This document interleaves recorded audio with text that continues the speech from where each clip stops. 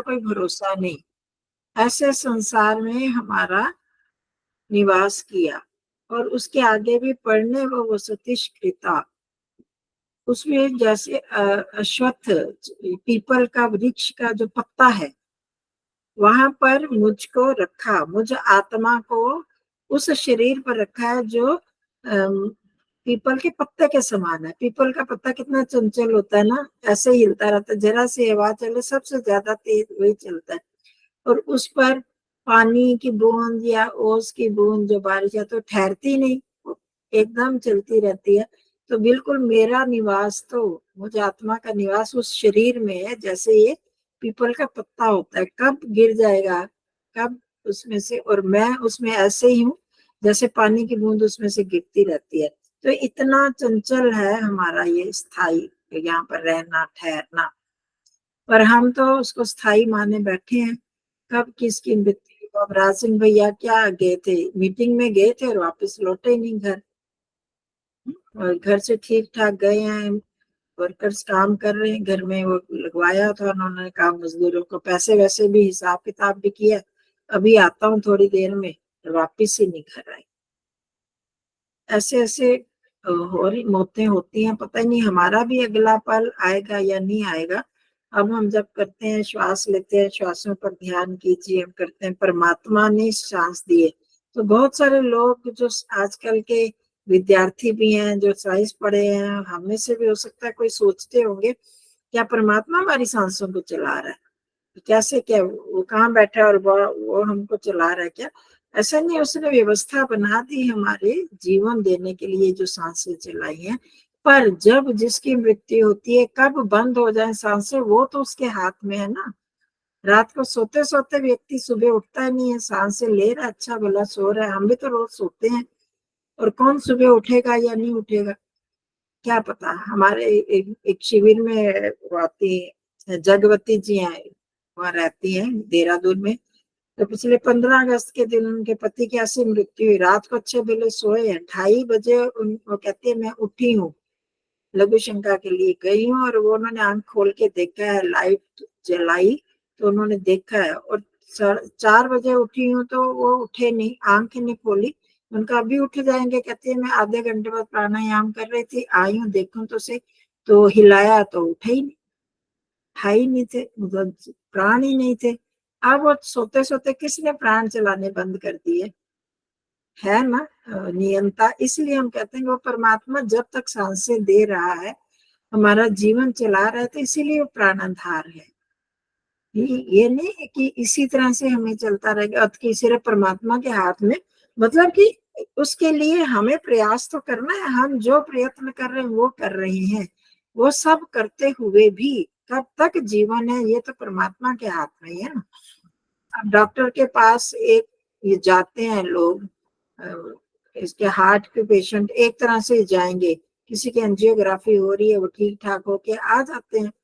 राज सिंह भैया इनकी भी एंजियोग्राफी पहले 2 बार हो चुकी है, ठीक होके आए थे, अब अंतिम समय में एंजियोग्राफी होते होते ही तो चले गए, ठीक हो भी गए थे, जो अटैक हुआ होने के बाद भी वापिस ही नहीं आया इंसान। तो अब क्या सब कुछ डॉक्टर के हाथ में थोड़ी है, या हमारे हाथ में नहीं, तो वो अब जो जीवन देने वाला परमात्मा कब तक हमारा जीवन वो ही जानते हैं, वही अगला श्वास देंगे या नहीं देंगे। तो इस तरह से हमारा जीवन सचमुच अश्वत्थ के पत्ते के समान है। और हम कहाँ फंसे हुए, गो बाज भाज इत की लाश रथ, हम किसमें फंसे हुए, गो भाग, गौ अपने इंद्रियों के ही विषयों में, उसके भोगों में ही हम फंसे हुए हैं। मेरा ठीक है, करना है जो हमें इंद्रियां मिली हैं उनका सब विषयों का उपभोग हमें करना है, प्रयोग करना है जितना चाहिए, पर हम उसी में फंसे हैं। नहीं ठीक हो रहा शरीर, इसी के रोगों में ही हमारा ध्यान जा रहा है। जितना हम कर सकते हैं करते रहे, और पर साथ साथ तो ईश्वर की तरफ भी बढ़ते रहे, जो मेरा कर्तव्य है वो तो करते रहे। हम बहुत लोग हमारे में ऐसे हम करते हैं कि अपनी, मैं बीमार हूँ मेरे को इलाज करना है, ये करना, पर ये काम नहीं कर, साथ साथ वो भी और ज्यादा अलर्ट हो जाना चाहिए कि बीमारी में तो हम इलाज के साथ साथ परमात्मा के साथ ज्यादा ही जुड़ जाए, पता नहीं किस समय अगला श्वास आए या ना आए, कब खत्म हो जाए, कहीं ये अंतिम ही श्वास ना हो। तो इसी तरह ये हमारे इतने महान पुरुष, बड़े बड़े हमारे व्यक्ति जो हैं, जा रहे हैं समाज के, चले जाते हैं, पर हम उनको याद करते हैं जिन्होंने अच्छे कार्य किए। और जिन्होंने, तो जब हमारे जैसे जीवन जीते जाते हैं उनको कौन याद करेगा। तो ये मतलब नहीं है कि कोई याद करे तो इसलिए हम करें। हमारा इस पर एक पैमाना है, कसौटी है कि हमने अच्छे कार्य किए हैं तो वो हमें अगले जीवन में भी अच्छी तरफ ले जाएंगे वो अच्छे कार्य। तो हम इतना तो प्रयास करते रहें कि अगला क्षण आता है या नहीं आता है, तो इसलिए हम हर श्वास को अंतिम श्वास समझें। रासिंग भैया जब भी वो करते थे, कथा करते थे, तो एक दोहा बोलते होते थे। क्या था? ना जाने से श्वास का आवन होए ना होए, श्वास श्वास तो ओम जब वृथा श्वास मत खोए, ना जाने से श्वास का आवन होए ना होए। तो हर श्वास में हमें परमात्मा की याद रहे।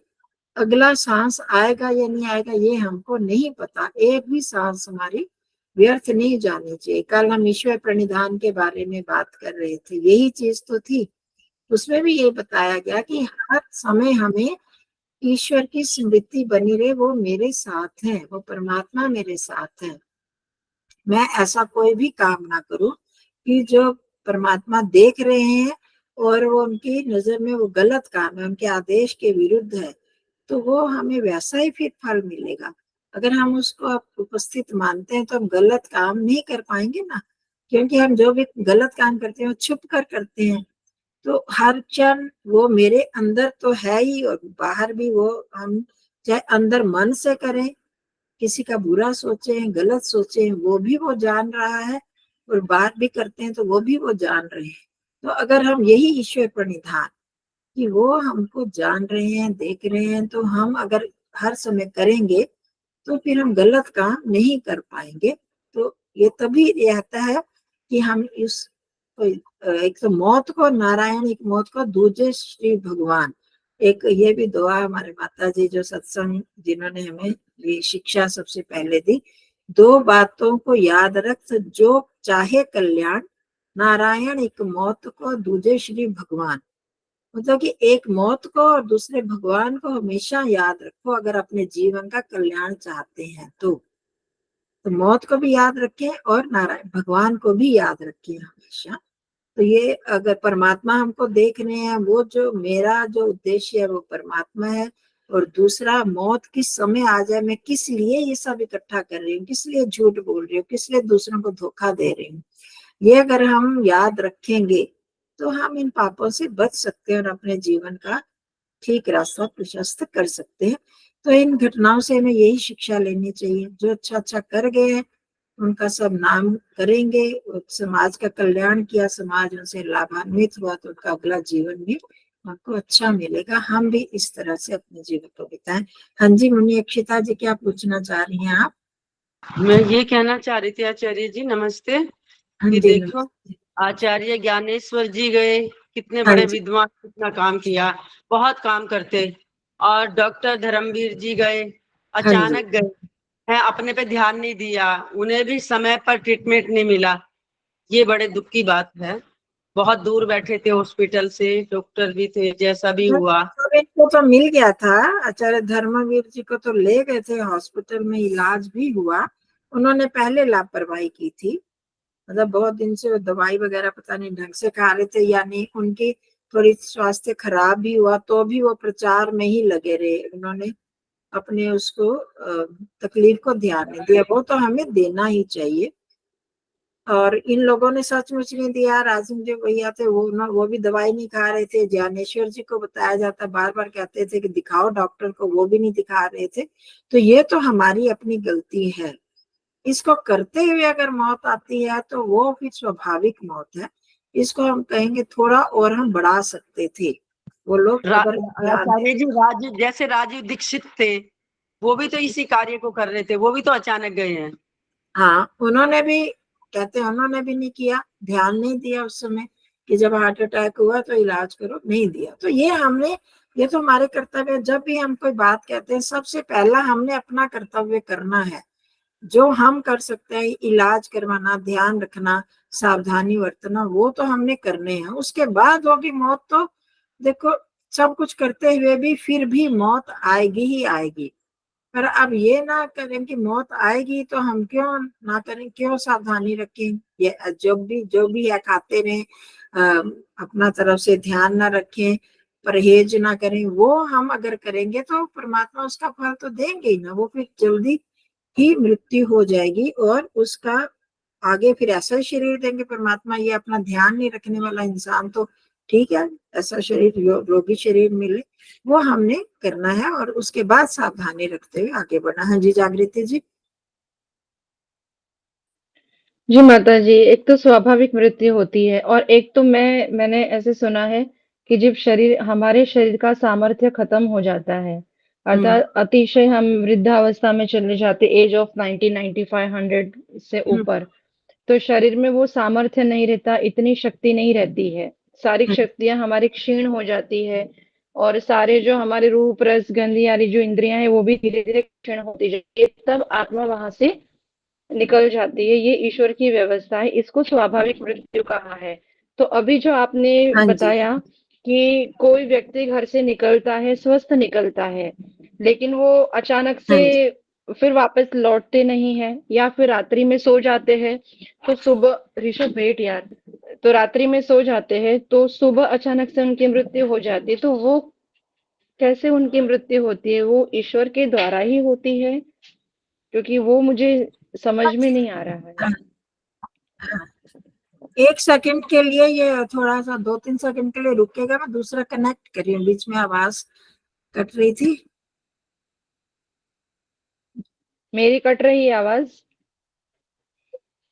हाँ नहीं, मेरे यहाँ पर गलती से दूसरा कनेक्ट हुआ हुआ था, ठीक हो गया, कर दिया मैंने। वो दो है ना वाईफाई के कनेक्शन, तो इस जी। कमरे में दूसरा। हाँ जी। हाँ देखो, कुछ उसी में भी हम यही कह सकते हैं कि एक तो जो हमारी असावधानियां होती हैं, तो आजकल भी आप लोगों ने सुना होगा कि रात को सोते हैं और बहुत बार हमें लघु शंका के लिए वॉशरूम जाने के लिए उठना पड़ता है, नींद आती है, और बहुत से लोग झटके से एकदम उठते हैं। तो इसमें प्रिकॉशन बताई जाती है, सावधानी के झटके से नहीं उठो, मतलब थोड़ा सा सुस्ता लीजिए, दाई करवट बाई करवट लेके उठ के थोड़ा सा बैठ के फिर उठे, क्योंकि हार्ट जो है पंप करता है ब्लड। तो हम सोए हुए हैं, सोते हुए धीमी गति होती है, और जब उठ के बैठते हैं और एकदम खड़े हो जाते हैं तो एकदम उस पर प्रेशर पड़ता है ना, दबाव पड़ेगा एकदम उसका, क्योंकि हम चलते हैं और खड़े होते हैं तो वो उसका प्रेशर बढ़ जाता है। तो उसका सावधानी रखनी चाहिए, वो हम इतना कर सकते हैं। बाकी जो है इस तरह से सोए सोए जो मौतें होती हैं उसमें भी हमारी अगर कोई अस्वस्थता है, दवाई वगैरह खानी चाहिए। जिनकी भी हार्ट की प्रॉब्लम्स है, तो खाते हैं या नहीं खाते, वहां तो हमारी असावधानी हो सकती है। बीपी का है तो वो करते हुए भी अगर मौत होती है तो वो तो फिर स्वाभाविक ही कहेंगे। इस तरह से जो होती है वो तो फिर स्वाभाविक में ही आ जाएंगी ना। तो फिर ये जाति आयु भोग के अंतर्गत ही रहना चाहिए कि ये इतनी ही आयु हम्म थी उनकी, ईश्वर की व्यवस्था सब से। कुछ रखते हुए भी अगर हमें ऐसा, अब ब्रह्मचारी राज सिंह जी को जो हार्ट की बीमारी थी वो उनके परिवार से मिली, क्योंकि मैं ही उनके साथ गई थी एक बार डॉक्टर के पास, तो उसमें सारा देखा कि आप कॉफी पीते हो, सिगरेट पीते हो, ये सब कुछ नहीं पीते। तो भी हुआ तो उन्होंने कहा आपको ये पैतृक, उनके पिताजी को थी, इनको और बहन भाइयों को भी है ये प्रॉब्लम, तो वहां से ये आई है। अब वो जो जाति आयु भोग, अब ये उनको अपने परिवार से, अपने कर्मों के कारण उस घर में जन्म मिला, ठीक है।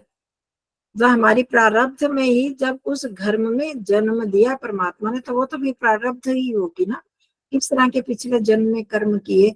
तो उस घर में जन्म लेने का ही मतलब है कि वो पिछले हमारे जाति आयु भोग उन कर्मों के कारण, हमारे भाग्य प्रारब्ध के कारण ही ऐसा जन्म मिला है। अब उसमें फिर सावधानी रखनी होती है कि ऐसा ऐसा हमारा शरीर है, तो उसमें प्राणायाम किया जाए, जो बताई जाती है सावधानियां, खाने पीने में, प्राणायाम करने में, व्यायाम करने में, दवाई खाने में, वो रखनी चाहिए। उसको करके इंसान बड़ा लंबी आयु कर सकता है। अगर वो भी सावधानी नहीं रखते तो फिर उसमें हमारा दोष आ जाता है। तो वो चीजें तभी हमने जब ये किया था जाति आयु भोग का, तो आयु को हम बढ़ा भी सकते हैं अपने हिसाब से। तो जब भी बार बार इंसान ऐसे बीमार होते हैं, जब ज्यादा बीमार होते हैं, कहते हैं प्राणायाम लगातार करूंगा करूंगा जरूर, या मैं करूंगी, और फिर हम करते नहीं, छोड़ देते हैं, लापरवाही करते हैं, समाज के कामों में चले गए, दूसरे कामों में हमारे पास समय नहीं है। तो ये है हमारी अपनी असावधानी। तो उसमें जिस आयु को हम 10 साल या 5 साल और बढ़ा सकते थे वो हमने बंद कर दिया। जिस दवाई से चल रहा था उसको भी हमने बंद कर दिया लापरवाही से। तो ये फिर उसमें हमारा भी सहयोग हो जाता है। तो वैसे ये जो जन्मता ही जो ये बीमारियां मिलती हैं वो तो हमारे प्रारब्ध के कारण ही उस धर्म में या वैसा शरीर हमको मिल जाता है। तो वैसा तो हमको हमारे प्रारब्ध से ही मिलेगा परमात्मा की ओर से। और बहन जी, दूसरा एक प्रश्न प्रश्न मैं भी माता पूछ जी, रही थी। एक मिनट।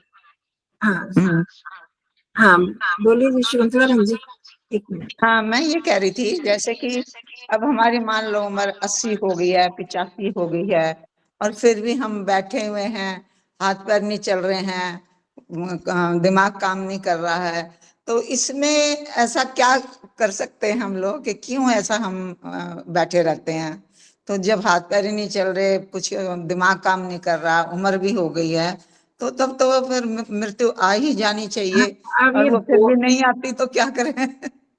अब देखो, उसमें ये नहीं, ये कहते हैं कि परमात्मा ने ये जो जन्म मिला ये हमें नहीं सोचना चाहिए। एक बार मैं अजमेर में थी, मेरी तबीयत बहुत खराब, मैं पढ़ने के लिए गई हुई थी, वैशेषिक दर्शन था शायद। तो मैं गई तो मेरे से पढ़ा ही नहीं जाता, मतलब 5-6 दिन हो गए ऐसे मेरे को पढ़े पढ़े पढ़े। तो मैंने आचार्य, तब आचार्य जी थे सत्यजीत जी, उनको भी ये कहा था, उनका आचार्य जी इस जीवन का क्या फायदा। मतलब कि जब मैं उठ के बैठ ही नहीं पा रही, इतनी बुरी तो भी हाल हो रहा है, कुछ समझ नहीं आ रहा, पढ़ भी नहीं पा रही, तो ऐसे लगता है कि बेकार ही। कहते हैं ऐसे कभी मत सोचो, ये भी पाप होगा। जैसे ईश्वर ने आयु जितनी भी दी है उसको प्रसन्नता से वो करना है। मैंने कहा वैसे तो प्रसन्नता से कर रहे हैं, पर उसमें ये रहता है कि हम कुछ भी कार्य नहीं कर पा रहे, बेकार की जिंदगी जा रही है, तो इससे अच्छा तो मर जाए तो ज्यादा अच्छा है। तो उन्होंने यही कहा था कि ये कभी मत सोचो, ईश्वर ने जितनी भी आयु दी है उसको आपने प्रसन्नता पूर्वक भोगना है। अगर हम उसको मरने के लिए सोचते हैं ये पाप हो जाता है। दूसरा ये क्या कि हम उस तरह से कार्य नहीं कर पाते, तो कम से कम ईश्वर की स्मृति तो रख सकते हैं, अपने संस्कारों को तो सुधार सकते हैं। मन में लेटे लेटे किसी के प्रति बुरी भावना आ रही है, गलत संस्कार आ रहे हैं, तो उसको तो वो हमारे अगले जन्म में जाएंगे ना। तो अभी उसके लिए तो हमें कुछ मेहनत नहीं करनी पड़ेगी ना, शारीरिक कुछ मेहनत नहीं करनी पड़ेगी, मानसिक रूप से कि नहीं मेरे को इन संस्कारों को ठीक करना है। जिसके प्रति भी गलत भावना आ रही है उन भावनाओं को मैं हटाती जाऊं, कम से कम मेरे अगले जन्म के संस्कार तो सुधर जाएं।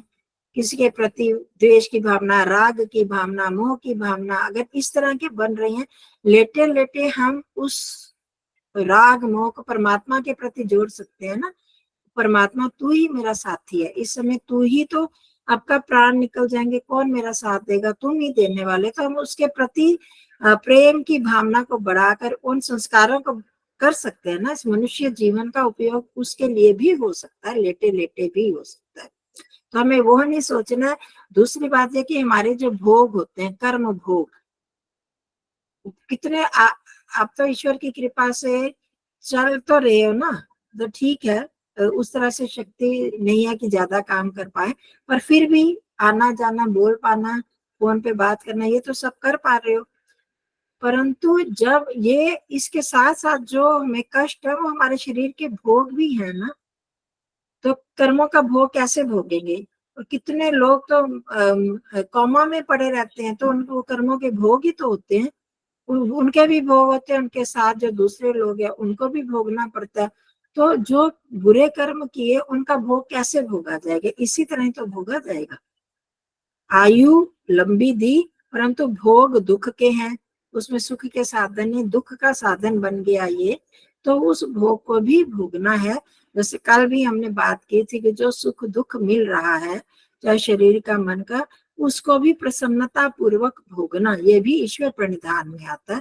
परमात्मा मैंने कुछ पिछले जन्म में भी किए होंगे, इस जन्म में भी किए हैं कितने, तो उन सब का भोग जो मेरे को आप दे रहे हो, ये दुख रूप में मिल रहा है शरीर रूप में, उसको मैं प्रसन्नता पूर्वक भोगूं।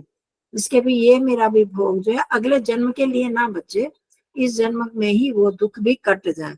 जब ये हम करेंगे तो ये पुण्य एक अच्छा हो जाएगा ना। अगला जन्म तो हमें इतने पापों से जो पाप कर्म का दंड मिलना था वो इसी जन्म में मिल जाएगा, खत्म हो जाए, अगले जन्म में फिर स्वस्थ शरीर मिल जाए।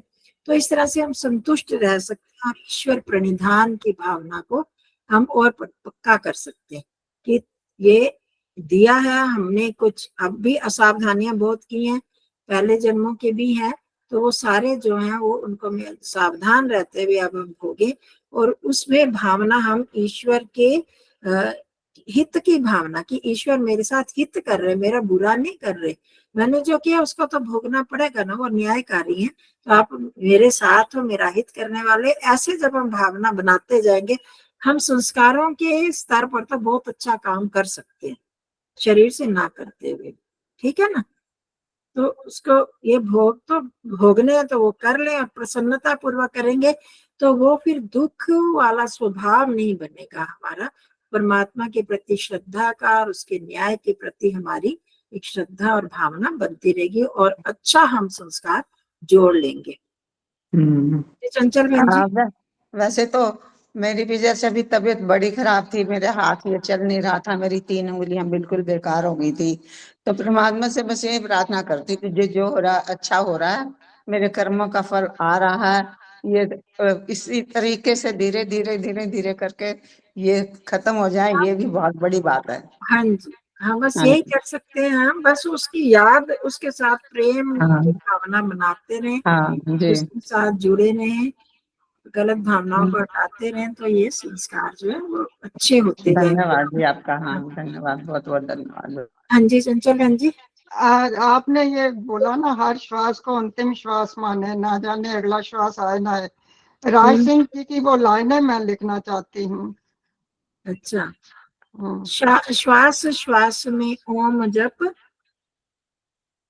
हाँ जी, श्वास श्वास में ओम जप, वृथा श्वास मत खोए, क्या जाने या ना जाने, क्या जाने इस श्वास का आवन होए न होए, ना जाने इस श्वास का आवन होए ना होए, बस ठीक है। हाँ जी। तो उसके साथ हमने अगला सांस आएगा तो हमने करना क्या है, उसको अपने परमात्मा का याद रखना है। श्वास श्वास में ओम जप, ये पहला मुख्य जो चीज है ये शिक्षा। दीदी इसमें मेरा चित्र नहीं आ रहा है, कंचन बहन जी, कंचन बहन जी नमस्ते। हाँ जी नमस्ते जी। कंचन बहन जी, ये क्या आप व्हाट्सएप पे भेज दोगे लिख के? हाँ भेज दो। हाँ, मेरी बाजू की हड्डी टूट गई है, अच्छा, राइट वाले की। कहाँ से? आज मैं तपोवन गई थी। चलो कोई बात नहीं, बाद में बात करती हूँ, करती हूँ आपसे फोन करके बात करूंगी। दीदी ये हाँ बताना चाहती हूँ मैं कि 2 और 3 के बीच में अटैक होता है, जेनेटिक भी होता है। जो दाल खाते हैं रात को, प्रोटीन होती है उसमें, और उससे अधिक प्रोटीन चपाती में होती है, खा के सोते हैं, वेट भी बढ़ता है, पेट भी बढ़ता है, फैट भी होता है। और एक टमाटर डालते हैं सब्जी में, उससे ब्लड कैंसर होता है, एसिडिटी बनती है, सिर के बाल उतर जाते हैं। हाँ, टमाटर से थोड़ी होती, टमाटर सारी दुनिया खाती है, वो किस टाइम। आचार्य जी, जहर डालना, आयुर्वेद कहता है जहर डालना है सब्जी में अगर टमाटर डाल रहे हो आप। कहाँ लिखा है आयुर्वेद में, बता दो। ये मैंने देखा, प्रैक्टिकल करके देखा है। जो लोग टमाटर शुरू से खा रहे हैं उनके सिर के बिल्कुल बाल कबड्डी का मैदान हो गया है पूरा। नहीं नहीं, ऐसी बात नहीं है, ऐसी बात सब नहीं दुनिया है। का है, ऐसी बात नहीं। कुछ नहीं सारे है। यहाँ बैठे हैं, सभी लोग खाते हैं, सभी लोग मैं खाते हैं टमाटर। मैं तो कच्चा टमाटर बहुत खाती हूँ और सब्जी में भी दबा दबा के अच्छा, डालती हूँ। खूब खाओ, सब्जी में बल्कि मत डालो। कहते हैं कि टमाटर से कैंसर नहीं होता। जी हाँ ये जी तो हाँ। कई ऑथेंटिक चीजें नहीं है ऐसे कहना। प्रोटीन की बात आपने कही कि वो हजम नहीं होता रात को हाँ सोते वो वक्त। बात ठीक है, रात को नहीं खानी चाहिए दाल। हाँ जी। अगला कौन है, किसका प्रश्न है महत्वपूर्ण? प्रहलाद भाई साहब। ओम मेरी नमस्ते स्क्रीन में आ आचार्य बस जी। बस अक्षिता जी, टाइम कम है। हाँ आचार्य जी नमस्ते। हाँ जी, नमस्ते जी। ये आपने इतनी सुंदर रीत से एक्सप्लेन किया है कि क्यों डेथ होती है, उसका आध्यात्मिक रीजन भी आपने बताया और साइंटिफिक रीजन भी बताया। तो मैं एज ए प्रोफेशनली मैं डॉक्टर हूँ, तो इसमें अच्छा बहुत सारी चीजें आपने कवर कर ली है।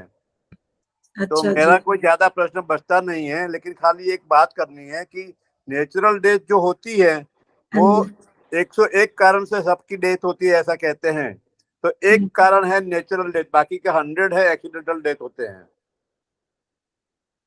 रात को सो जाता है, उसको कोई बीमारी है जिसको हमारी भाषा में अभी ना निकला है, स्लीपिंग एपनिया बोलते हैं, जिसको स्लीप एपनिया।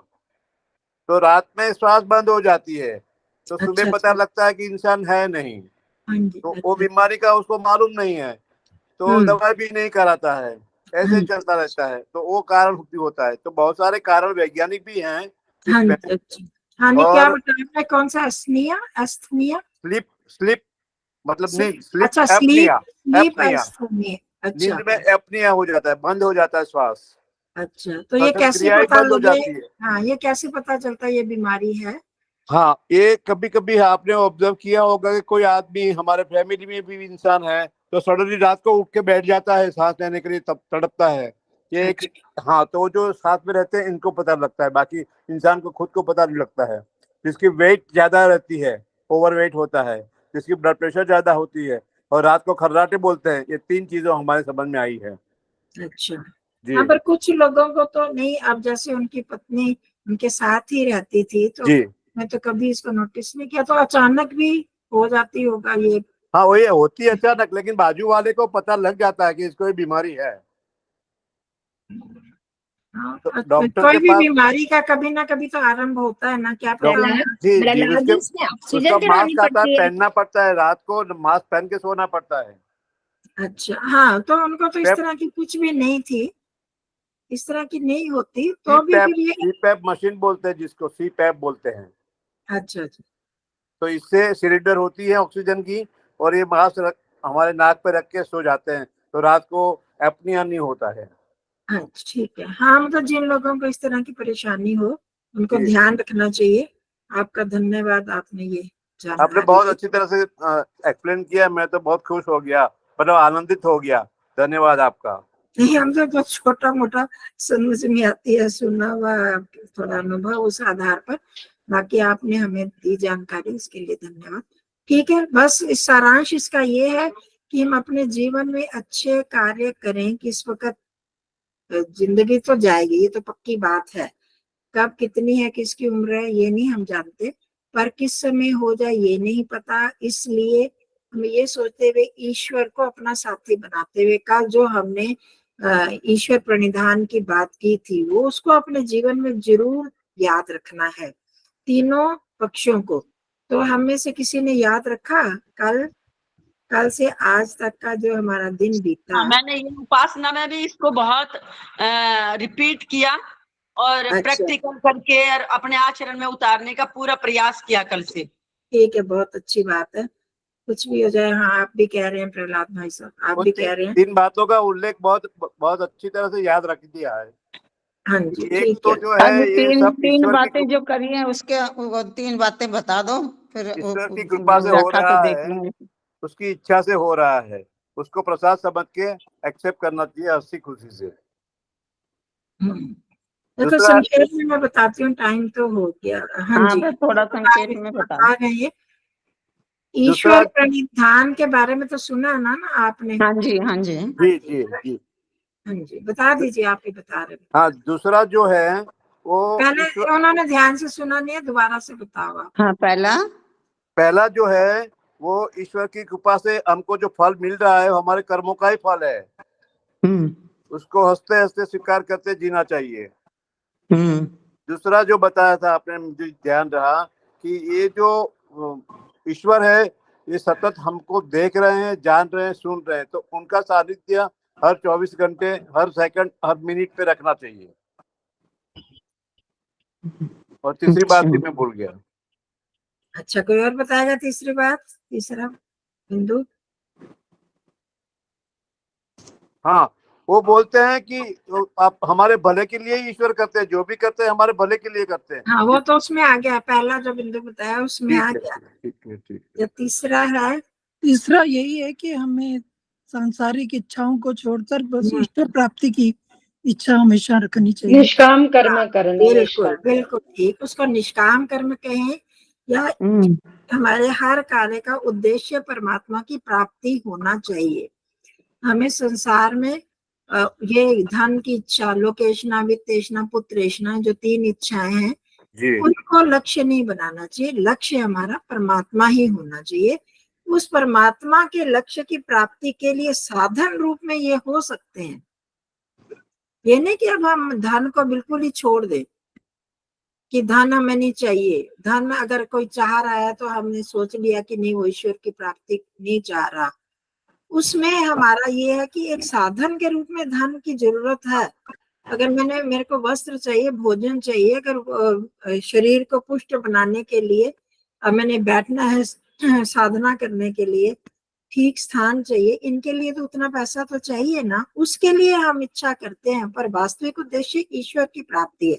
शरीर को मैंने ठीक ठाक रखना है, व्यायाम कर रहा हूँ, दवाई खा रहे हैं, अच्छा भोजन खा रहे हैं, तो अब मेरा स्वाद उद्देश्य है या कि परमात्मा उद्देश्य? मेरी साधना ठीक प्रकार से रहे, मेरा शरीर अच्छा लगे, लोग कहें कि बड़ा सुंदर शरीर है, इस उद्देश्य से मैं व्यायाम कर रही हूँ, या कि मेरा शरीर पुष्ट हो और मैं अच्छी तरह से ध्यान साधना ईश्वर की भक्ति कर पाऊं। तो उद्देश्य ईश्वर, हर कार्य का उद्देश्य जो हमारा ईश्वर की प्राप्ति होना चाहिए। इसको कहते हैं निष्काम कर्म, भी यही है। निष्काम कर्म करते हुए इसको बोलते हैं सर्व क्रियाणाम परम गुरु अर्पणम। ये वेद व्यास जी के शब्द हैं।